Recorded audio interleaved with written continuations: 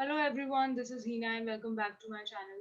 In today's video, we are going to talk about Section 7 and 8 of Hindu Marriage Act.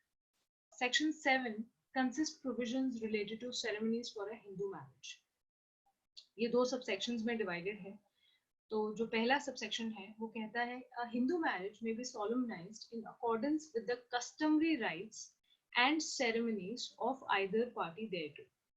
ये जो word ceremonies है ये custom की भी बात करता है और शास्त्रिक सेरेमनीज की भी बात करता है, यानी सिर्फ और सिर्फ शास्त्रिक सेरेमनीज रिकॉग्नाइज नहीं है, कस्टमरी सेरेमनीज भी रिकॉग्नाइज्ड है। कस्टमरी राइट्स क्या होती हैं? कस्टम्स होते हैं कोई ऐसी प्रैक्टिसेस, कुछ ऐसे रिचुअल्स जो किसी पर्टिकुलर कम्युनिटी या कास्ट के लोग बहुत वक्त से फॉलो कर रहे हैं, तो उसे कस्टम्स कहा जाता है। लेकिन एक वैलिड कस्टम होना चाहिए। Valid custom is defined under section 3A, जिसमें बोला गया है कि कोई एक ऐसी प्रैक्टिस जो यूनिफॉर्मली और कंसिस्टेंटली बहुत लंबे वक्त से चली आ रही है, तो वो कस्टम बन जाता है।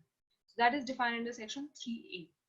तो Hindu marriage can be performed through customary ceremonies also and शास्त्रिक ceremonies also of either party there. This is an interesting point, यानी कि दोनों जो पार्टीज होंगी, जरूरी नहीं है कि दोनों ही पार्टीज का कस्टम फॉलो किया जाए, दोनों ही पार्टीज की जो शास्त्रिक सेरेमनीज है वो फॉलो की जाए। किसी एक पार्टी के भी कस्टम से अगर मैरिज परफॉर्म की गई है, that will be enough.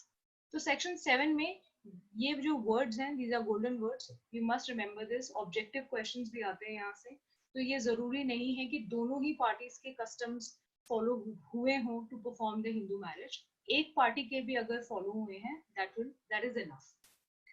Subsection 2 कहता है, it's more like a specific section, and it says कि जो भी राइट्स या सेरेमनीज परफॉर्म की गई हैं, अगर उसमें सप्तपदी है।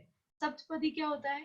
टेकिंग ऑफ 7 स्टेप्स जो around the fire, that is saptapadi. अगर वो इंक्लूडेड है, तो जैसे ही 7th स्टेप ले लिया जाएगा, the marriage will be considered as complete and it will be a binding marriage.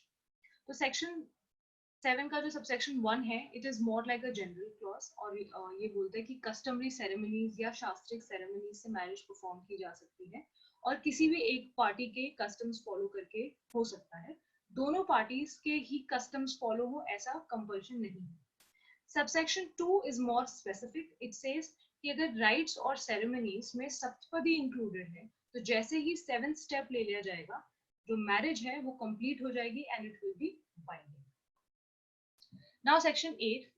Section 8 registration of Hindu marriage से related है, लेकिन section 8 में registration के कोई rules या regulations नहीं लिखे गए हैं, ठीक है। HMA में इनफैक्ट registration के rules कहीं पे भी contain नहीं है।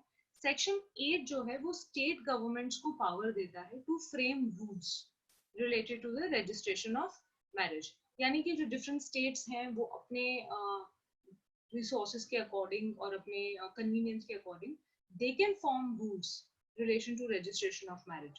हिंदू मैरिज एक्ट में इस तरीके के कोई रूल्स नहीं दिए गए। तो सेक्शन 8 जो है वो एम्पावर करता है स्टेट गवर्नमेंट्स को to frame the rules.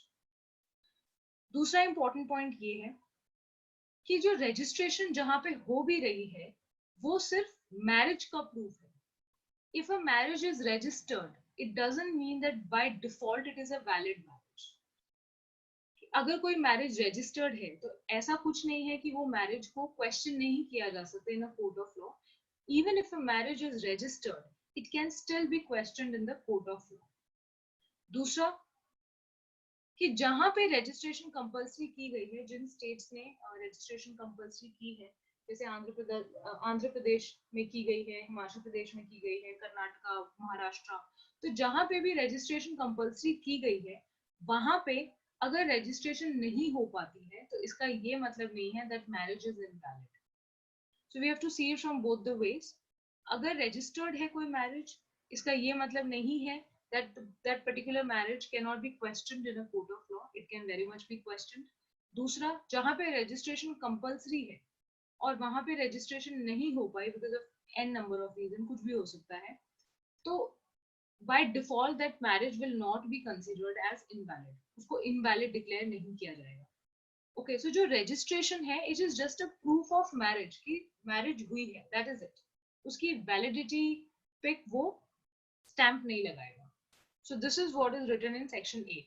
Section 8 में रूल्स नहीं लिखे हुए हैं. सेक्शन 8 में सिर्फ स्टेट गवर्नमेंट्स को एम्पावर किया गया है to frame rules related to the registration of marriages.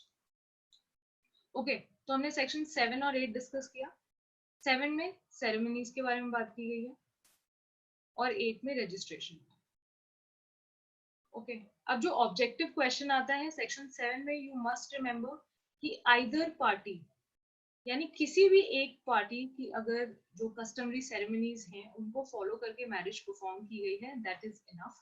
Section 7 में कहीं ये नहीं लिखा है कि दोनों पार्टीज का होना चाहिए. आइदर पार्टी, किसी भी एक पार्टी, ब्राइड ब्राइडग्रूम, किसी की भी पार्टी की जो सेरेमनीज हैं, रिचुअल्स हैं, उनको फॉलो करके अगर मैरिज परफॉर्म की गई है, दैट इज इनफ.